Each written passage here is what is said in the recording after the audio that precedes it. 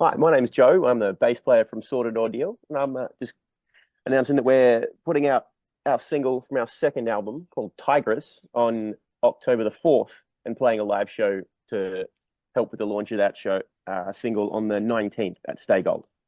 Brilliant. Thank you so much for joining us today, Joe. And can you tell us a little bit more about Tigress and the video clip? Um, it's a pretty rockin' bluesy sort of tune that we has been written and recorded quite a while ago, actually. And like Lawrence will go into a little bit more when he jumps on, but it's to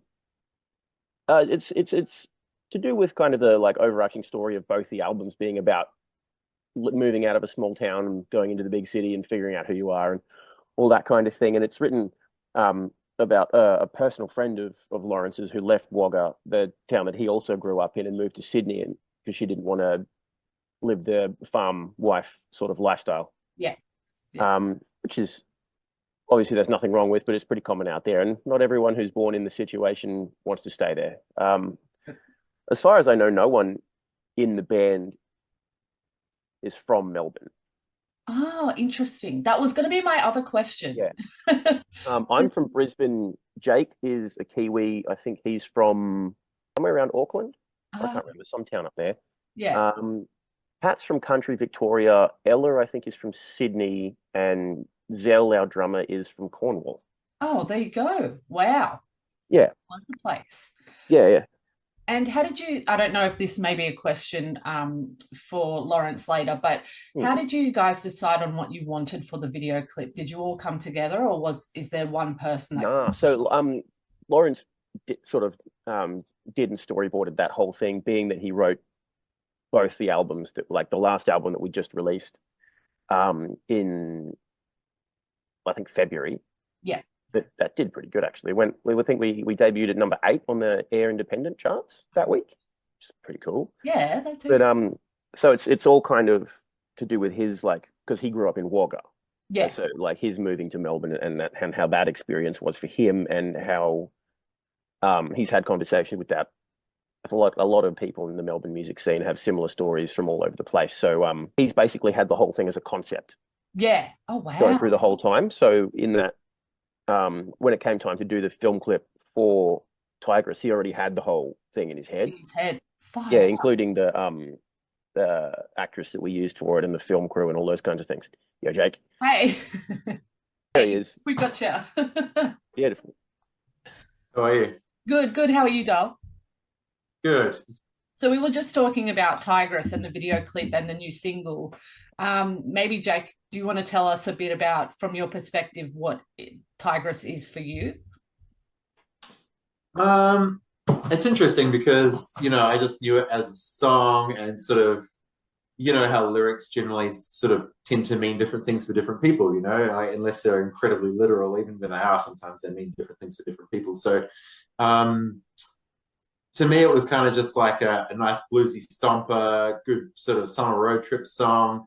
But recently, Lawrence has been talking about what it means to him, and he's Yeah. the one who wrote it, obviously. So it's been interesting hearing his side of it, how it's about sort of moving out of the country, moving to the big city, and making your own way in life and not following the norms that are expected of you, kind of thing. Yeah. And whenever we play it now, I'm sort of picturing that, and I have that in mind. So it kind of makes it feel different for me every time we play it as well. Yeah. Oh, that's awesome. And how did the songs come together for you guys? Is it music first or lyrics first or idea first? Because we've only been in the band for a little while, most of the songs were already written before we joined. So we haven't actually done much songwriting with the band. It's all been songs that Lawrence wrote in the past. Yeah, so we're not really the right people to ask about that in the context of this band anyway. That's Yeah. fine. But when we joined the band, like on this new run, I think Jake joined first and then got me involved, and we kind of just go in and it's like very simple. Like here's album one songs. We learn them, and then we're going through and learning all the second album songs now. Oh, wow.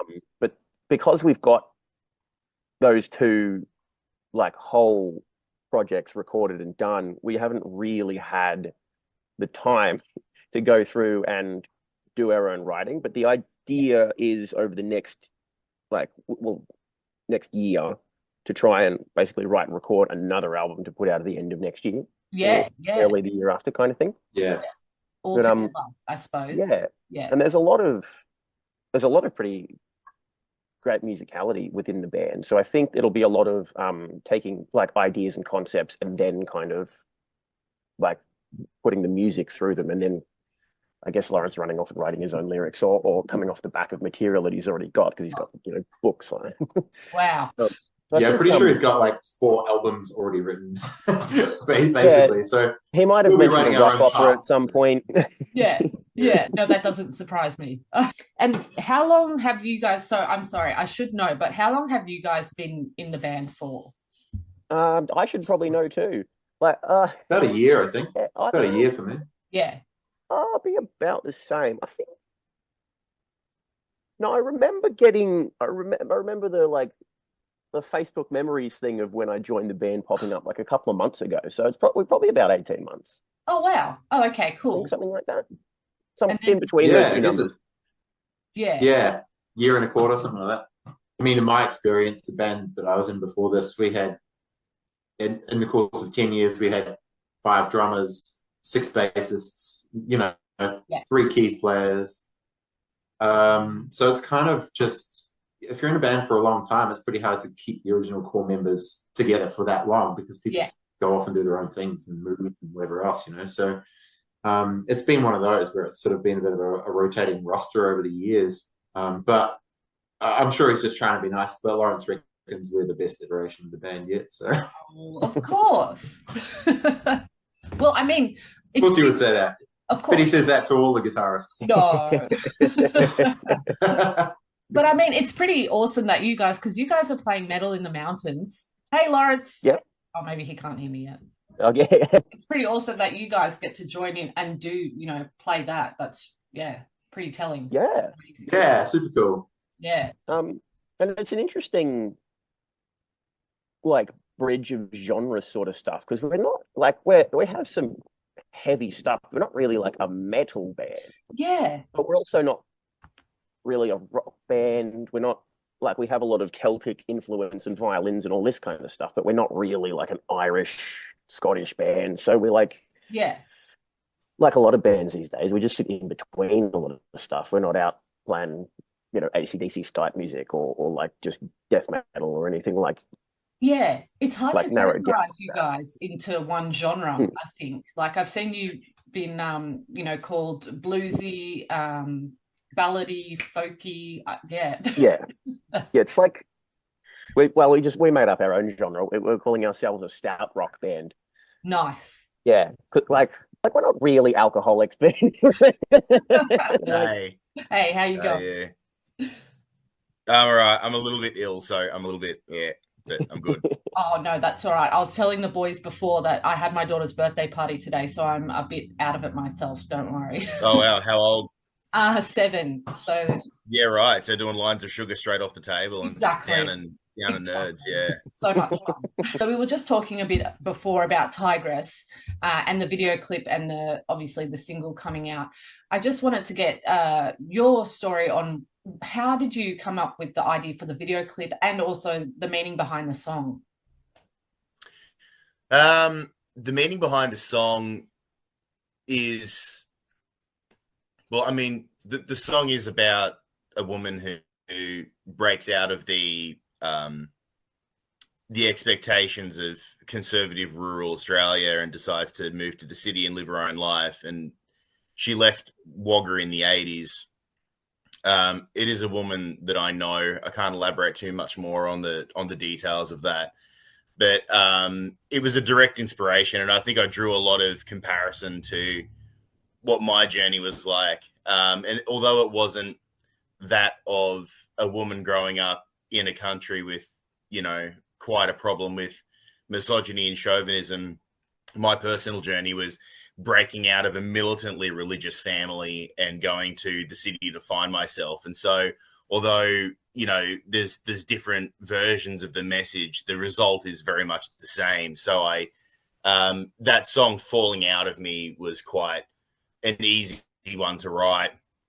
As for the video, it's not not everybody gets a band full of such good looking roosters. And so I think I just wanted to feature everyone in a video clip. Like our last 2 video clips were done with the previous lineup. And I was like, well, the next clip I want to record, although there's going to be a narrative aspect to it, which is where Ferry May, the burlesque dancer, comes into it. Yeah. First and foremost, just putting the current lineup of the band in there, I just wanted people to see this is what it is now. This is how much better it is. Look at the beard on that man over there, and how good is it, Look Joe? at this dude's hair. Having there was actually a bit of a conundrum in deciding how to portray the narrative of the character that I created for this, Alestrina, because how do you want to portray that liberation, that breaking out of the mold in an exciting way, but if you did it in like a business corporate sense, there's not a lot to that, and so I think it was a matter of trying to find something that represented it in a dignified way. Yeah. And when you take someone like a burlesque dancer like Ferry Mayer, who has danced her whole life and worked so hard to reach the upper echelons of the international dance community, become as internationally renowned as she is, to win burlesque dancing awards in America, I thought that's the figure right there. Like, I can draw a direct line from a dancer like that to the character written into the song from that personal inspiration, Alestrina, and say, well, if there was ever a representation of that, Ferry Mayer is it. So that was where that idea came from. That's so awesome. You're also doing a combined single launch with The Voice of Melbourne. Can you tell us a bit more about The Voice of Melbourne and what it is, and some details about the launch? Well, The Voice of Melbourne initially started as The Voice of Flinders Station, which was just my stupid, ridiculous platform announcements at the train station going viral. This is actually my second swing at media fame. The first one was a TV show in 2017 called Common Sense that I was on, produced by Endemol Shine, who also have the big one, Gogglebox. Yeah. But the show that I was on, which was meant to be the caretaker time slot for the off season of Gogglebox, bombed awfully, both in the UK and here, and so it wasn't renewed.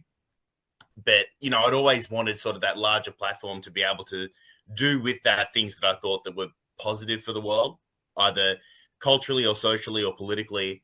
And then Voice of Flinders Station blowing up and that getting fostered into the behemoth that it became, I just went, well, if I was ever going to have like a second chance to really like drive it and do something with it, now's the time. And so rebranding it to The Voice of Melbourne and deciding that I was going to use that platform to, talk to the person on the street about their life, to talk about, people struggling, in an artistic world, trying to make it in a new era of modernization, people trying to run small businesses, in an ever-tightening economy, which is why, like interviewing the artist Helena Black on artworks that she's done for bands, but the fact that AI has impinged so much upon the production of art, talking to dancers like Ferry Mayer, who, with the dilution of the burlesque scene and an oversaturation of people coming in and seeing what happened in the early 2010s and wanting to do that, how she goes and levels up from place to place,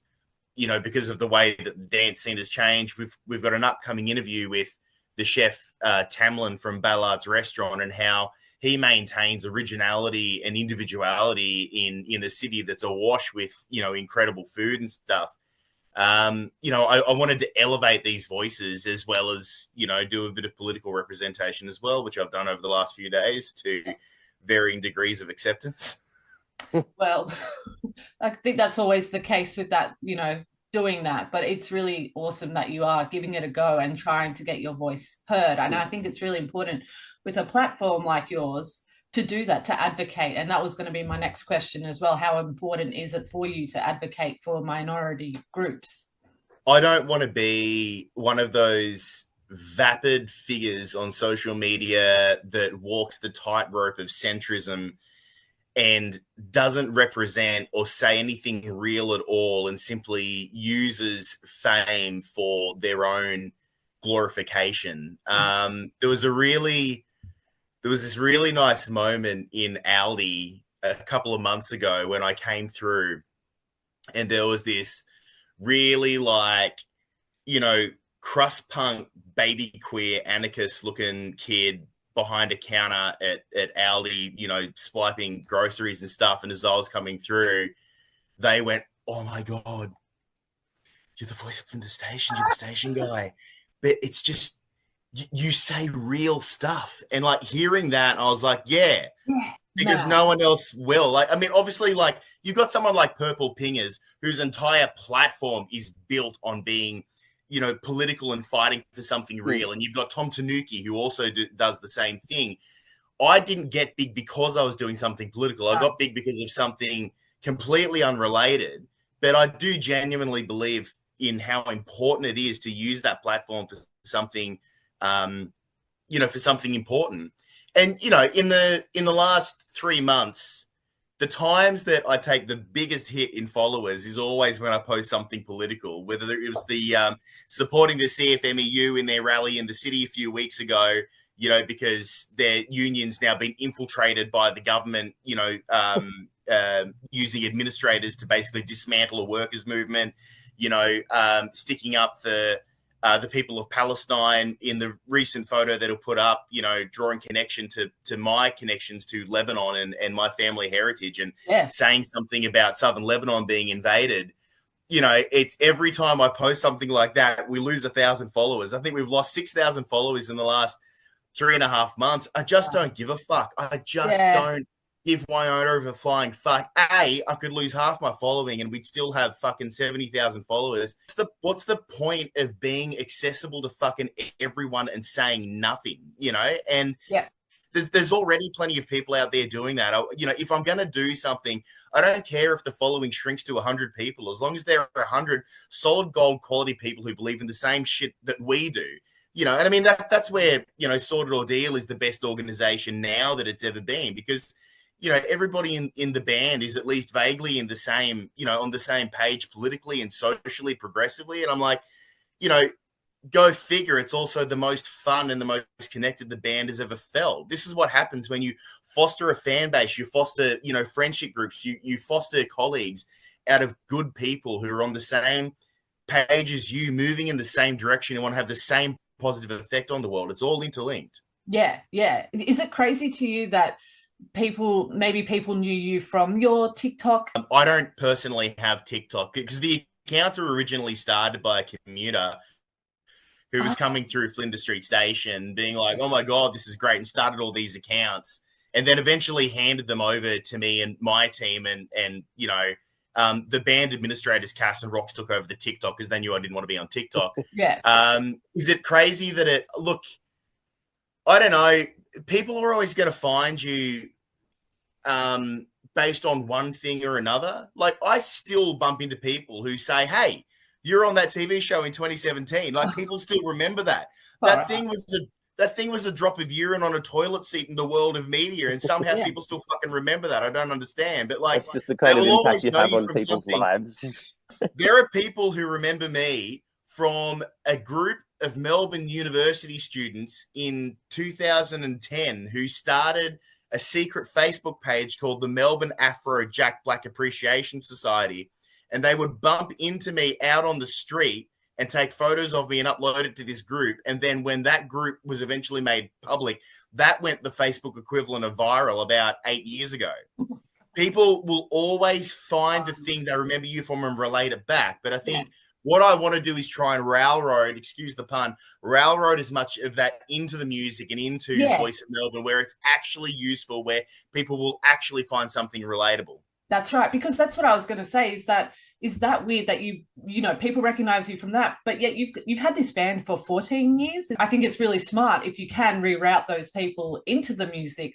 But do people obviously still recognize you from your music as well, or is it just? Yeah, there are. Look, it's really endearing when people go, "Hey, I remember a set you guys played at the Brunswick Hotel in 2014. Guitar went flying off the stage, and crashed through a rack of glasses that were, you know, spread out on the bar. You guys were shit that night, you know, because now I've got to show them that we're not shit anymore, and that it's not the same people in the band. But like, yeah, it's people still remember, you know, it's normally people who aren't as engaged on social media. But if they remember me from the yesteryears of, you know, the Wild West days of the northern, you know, suburbs music scene from the, you know, early 2010s, I find that really endearing as well. Yeah. And this is the last time I'll mention the voice of Flinders, but can you give us your best line? I know this is on the spot, but can you give us like your best call? Oh, don't worry, he's got them. Oh, he's got them. Just ready to go all the time. Ready. I think it was the airport one. Do you want me to do it? Yes. Hang on. Good morning and welcome to Flinders Street Station. The next train to depart from Platform 1 is the 12:07 Mernda service. This train will reach a cruising altitude of approximately 20 feet above the ground. Please return your tray tables to their full upright position and your chairs... Oh, fuck. Please return your chairs to their full upright position and stow your tray table for takeoff. It's actually starting to fade. I don't remember it as well as I used to. Don't worry, that was a huge ask, but you got there. Thank you. Thank you. Love it. Is there, okay, change of pace now. Is there a difference sonically on your new single to your past releases? Albums 1 and 2 were both recorded in the same recording sessions. There's really only one song left that needs a few parts added to it. So there's quite a consistent sound across the board. The band that we've got at the moment is mostly not the band that recorded this music. There were a couple of members that were on it. So I'm really excited for what album 3 is going to sound like, because it's going to be this band and us working together on it. And having heard how they've taken and interpreted the music from albums 1 and 2, that's something I'm looking forward to. But with Tigress, its release is born out of the same period of writing and production as the last one. So you probably gathered that with the music, there's a lot of different facets to it. Like, you know, Confession being this enormous orchestral power ballad, Citizen being this furious, you know, almost punk rock outburst, Genetic Connection being this foul, you know, bluesy, chugging, you know, AC/DC almost like banger. Like there's a breadth of sort of vibe and mood across the music, and I think that's partially because, you know, being raised on, you know, Meatloaf and Bruce Springsteen and stuff, they weren't sort of one note artists. Like they had a lot of different facets to them, and they like to explore a lot of different moods on their albums. So Tigress definitely is born out of that really sort of moonshine sounding like blues rock kind of thing. Riffy rock and you hear that in Genetic Connection, and the riffy rock kind of stuff like Genetic Connection, and, you know, that's definitely a fundamental base of our music, I think. But it's just one element. It's very much Jake's wheelhouse, this stuff. It's my wheelhouse for sure. Yeah. Oh man. So is there, with the new lineup of you guys, or newer lineup, do you guys sound different, like in a different genre, or is it? Oh yeah, like we don't really play the songs as they're recorded, like almost any of them. Yeah. Like even the arrangements have changed in some. Oh wow. Some sections, because we like there's a much broader available set of instrumentation. Like we've got a couple of female vocalists, a couple of violins, the access to acoustic guitars, and then Lawrence can put down his guitar and jump on the piano whenever, because we've got 2 other guitars if we want, like all these kinds of things. So it is fairly different, but it's all very some of it's quite subtle, but it's all based in those same recordings, which is like Lawrence was saying, how it's all been interpreted by the band now. It's kind of geeing us up a bit for the next round of writing and stuff like we were talking about earlier. Yeah, it's gonna be quite fun, I think. Obviously you're not chauvinistic, and you've included the females in there, and you know they're getting to have a solid go. 3 females and 3 males in a band is pretty unheard of. I absolutely love that. And it's also like a lot of the skill is on that side of the band. You don't run into too many male traditional Irish music fanatics, particularly violins. So like Awesome. kind of came along easily enough. But when Zell hit us up to join the band, that was awesome because she's a phenomenal drummer with a really like extensive career. And funnily enough, we have some mutual friends in the music business in England because I used to go over there working on festivals and stuff. So yeah, she just dropped right in. It was great. And it's not like we didn't go out being like we need girls in the band. It just worked out like that, and it is awesome. Yeah. It's really, really good to not have 6 dudes Imagine. in a band. Yeah, it really is. Like, oh man, it's like the smell, Yeah. Also, just in my experience, things can become stagnant like that. Like it's just the same vibe all the time. The band is so much more fun because it's actually a diverse bunch of characters, and it's, as Joe said, like there was no targeted hiring or anything. It's just the way that it wound up. I was just, when I was rebuilding the band after it broke up in early 2023, and I was like, fuck. I'd actually sort of gotten to the point where I was like, this is the last time I do this. If I'm going to rebuild Sordid, because I'd done it 3 or 4 times before, I just went, if I'm rebuilding Sordid, this is the last fucking time. This is it. Yeah. If it doesn't work this time, I'm walking away from this project. And I sort of waded into the pool of, who was in the music scene. But of course, as a 34-year-old man at the time, I was wading into the pool of people that I knew. I don't know who the younger kids were coming up through, the music scene playing rock and punk, and, the older guys, they're all starting to do a lot of like covers and tribute stuff that they were getting paid quite well for, which is, if they're going to spend their time in music and that's how they want to do it, that's fine. Yeah. So I just had to, I went to a cafe on the day that I decided this was the moment I'm going to start rebuilding it. And I wrote all these names down onto a page. It was basically every guitarist, every bass player, every drummer that I could think of. And I scrolled through Facebook and Instagram, and I wrote down every single name. And then I went, here we go. Phone on the table, picked it up, first message, sent it out, and just started approaching people. That way. Wow. Most of them weren't playing music anymore. So many of them have moved overseas. So many messages like, oh, hey, mate. So I just got married and put a mortgage down. Like, it's just not a part of my life anymore. Like, It was honestly 98% of people that I had known in the Brunswick punk scene, in the Cherry scene, from 2010 through to 2016. Nearly everyone just wasn't doing music anymore. The only people who were still doing it were the people who still cared. Yeah. And the first person to jump on board was Jake fucking Winter over there. And I'd watched his band Winter Moon play many times. We'd opened for him a couple of times. I knew he was a fucking incredible guitarist. And so when he came in for a jam and I put it to him and he said yes, it just spilled out from there. Yeah. He recommended Joe because they knew each other from music back in the day, Joe playing bass for Decadence of Cain. And it was like, oh, I know this guy. He's part of the Kingdom crew in Brunswick, like, fucking solid. I don't know if he's doing anything at the moment. And so Jake hooked that up. Wow. I was a massive fan of both the Ramshackle Army and the Bottlers.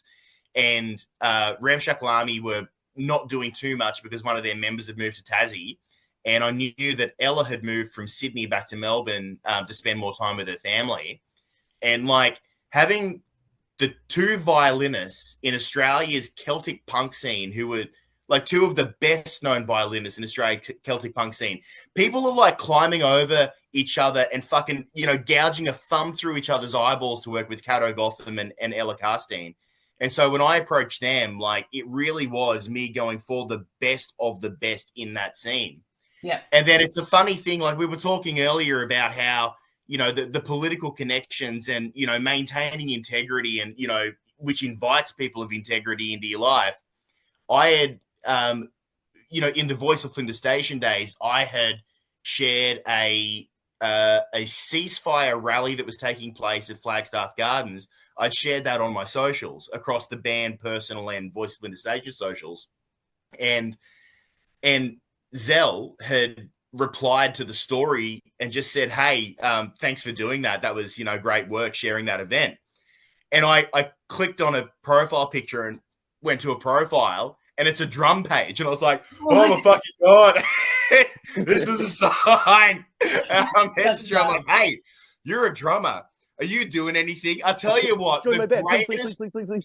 the greatest feeling was that I didn't have 35 mutual friends also following her. I was like, she's virtually untouched. What is this? Like, it's like walking into a fucking op shop and seeing, you know, a 1963 Stratocaster on the fucking wall, but like without a line out the door trying to auction it off. I just couldn't believe it. And I was like, she was like, yeah, I've just moved here from New Zealand. I'm really in like 2 other bands, but I'm not doing too much. And I was like, oh, I've got a band. Do you want to come and play with us? We went for a beer that afternoon. Like, oh my God. That was born out of integrity. That was literally born out of being like, oh, we're standing up for something here, and someone responding to that. You know? 100%, exactly. So that lays clear, you know, how you guys, the sorts of messages, I guess, you guys want to get across in your music as well. And do you want to talk about that a bit as well? The themes that you do sing about. Sure. Yeah. Look, it's not a band like. It's not a band like Mudrat where like literally every single song is political. And I think like Rage Against the Machine's a bit like that. We're probably a little bit more like the Oils, I guess. Like there are political songs, but then there's deeply personal songs as well. And I think that's like a lot of the music that's been written for the band so far, obviously I wrote, you know, it's quite autobiographical. So, you know, it is the deeply personal stuff.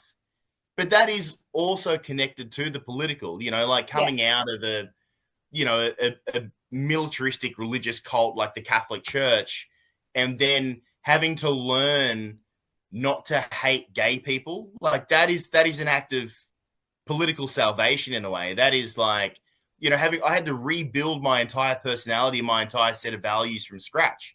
And that was because I went to La Trobe University in 2007.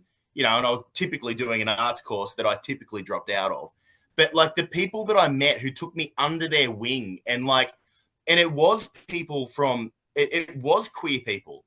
It was people of color. And, you know, like they saw this young, impressionable kid who's, you know, nuts and bolts all weren't too, you know, put together. And you could argue that they still aren't, but they could see that there was a misalignment in values there. And you just needed to be sort of set straight and looked after. And that's what happened at La Trobe. I just met people who were 4, 5, 6 years older than me, had been around a little bit longer. And I'm this 18-year-old kid who's like hungry to learn about the world and do everything, but also, you know, had just a few wires crossed, and they sorted it out, you know, and that's something that I sing about, and sort of being, you know, ingratiated into, you know, a community that values activism, you know, in standing up for First Nations rights, and, you know, hopefully eventually decolonization, and standing up against weapons manufacturing in Australia that, you know, to this day is bombing places like Palestine now. It's you know, the political stuff is tied in with the personal stuff, and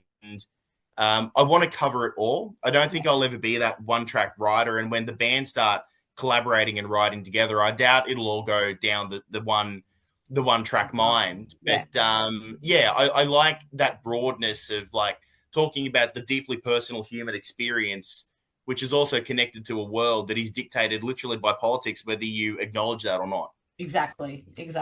If you can not only have a political message for nothing, or well, not for nothing, but just a political message, but, you know, obviously if it's personal to you guys as well, and you're really combining those two, it's pretty amazing. I think it's more genuine that way, you know? Yeah, of course. Comes across more genuine if you're sort of actually genuinely tied into it and involved. Exactly. And that's why I like, as you mentioned, Midnight Oil, like that's why I like their stuff too, because it's not just saying stuff for the hell of saying. They like, and Lawrence as well, tend to like handle their storytelling with their politics in the same way. Like they're like Blue Sky Mine. They tell the story of like unionism and working and stuff through the eyes of a guy who has to go to work every day digging a hole. Yeah. And like, if no one's going to save me, like, so like all those kinds of things. So it's good to be like personal with stuff. I think one of my favorite things, like I got really into heavy metal and all that, being a teenager and an angry kid in Queensland and all that.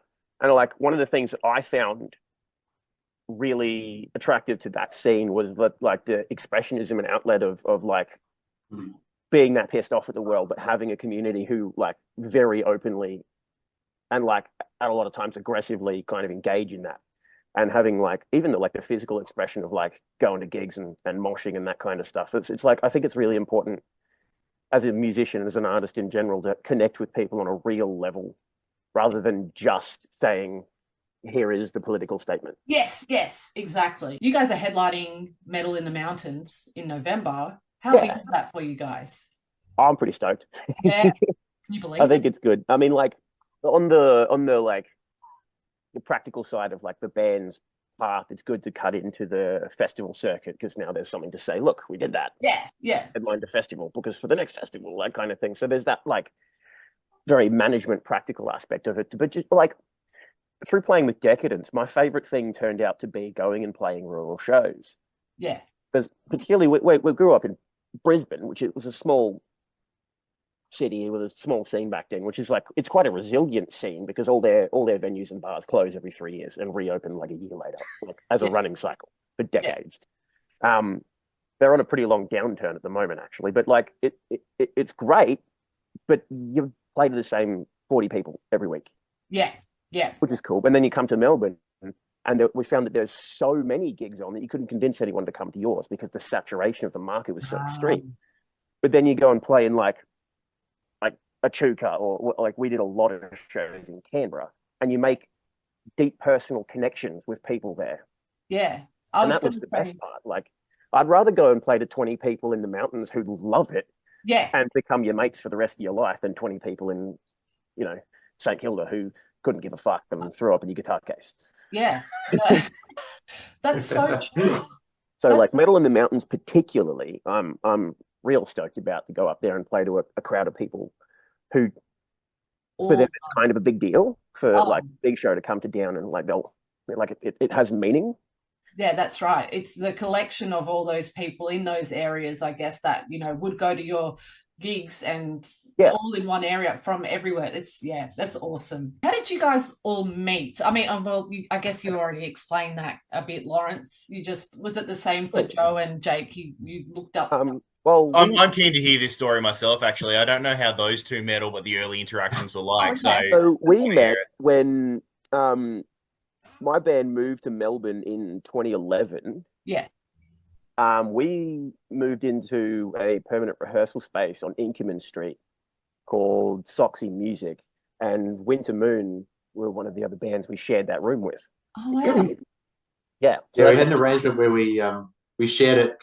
We paid a monthly fee to be able to use the room as much as we like, and we shared it with one other band. I think we ended up having two other bands at some point or something. But it varied, but there was no one other band that I even remember meeting that stayed for more than like a couple months, really. I think there was one other band who was there for a while, but they were just a rock act who weren't like real social.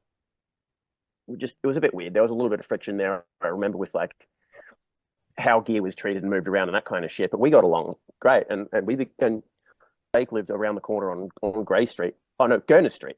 On Gurner Street, in a little house there. And I kind of like wedged my way into that whole like run of flats and friend group in that. So we've been mates for a really, really long time. Oh. Yeah. Yeah. And then like when Decadence broke up in like 2014 or something, or 13, somewhere around then, I just kind of went into just work, and I was doing a lot of like touring gigs in the UK and that kind of stuff. So I didn't have any time for music. So I didn't play in a band for like 10 years. Oh, wow. Until one day Jake was like, hey, I'm jamming with this dude, Lawrence. He's got a band. You want to come and check it out? And I was like, yeah, cool. Lawrence is like, how's your politics? I was like, fucking left as. And he's like, good, you're in. You're in. Yeah, don't love cops. Good. And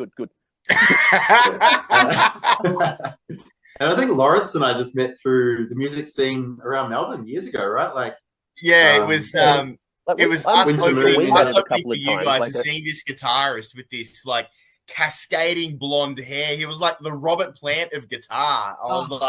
I was so intimidated. He plays this enormous fucking hollow body Hagstrom, and like the hair's just wild. I mean, people say that I've got like cool hair. This guy had the hair, and it went down past his shoulders. It was like this full Viking fucking mode. Croatian Viking. Yeah, it was really impressive. Grow it back. Yeah. It's on the way. It's getting there. All right. And last question, Lawrence, are you in Melbourne at the moment? I am, yeah. Okay. Do you still want to get the frick out of Melbourne, or why do you have Melbourne? Look, on the weekend, like it's Everybody needs a break. Everyone needs a break. Yeah. Yeah, like Jake, I love getting out of the city. You should see Jake's set up for getting out of the city. Like, he's got this fucking Land Cruiser, like rooftop 80s era tank. Like, the only thing it's missing is the gun on the front. It's fucking enormous. Like, but yeah, one of my favorite spots to get out of Melbourne and escape to was the Great Ocean Road, and I did that on a few occasions with a particular girlfriend years ago who also sang backup on that single even after we'd broken up. Yeah. And just because I associated those memories with her so much, and yeah, just had some really nice times down on the Great Ocean Road at the most highly pressurized times in my life. So yes, I still want to get the fuck out of Melbourne. I love being here, but I would really love to do a tour of Europe right now, opening for someone cool. That'd be good. That'd get me the fuck out of Melbourne. Yeah, that'd be all right. Yeah, we'd love to go to Europe. Yeah, I'm in. Yeah. Oh, that's fun. Oh, well, thank you so much. Sordid Ordeal. Keep your eyes peeled, everyone, for the single Tigress coming out this Friday, and the video clip coming out on the 11th. Thank you so much, guys. Thank you so much for having us.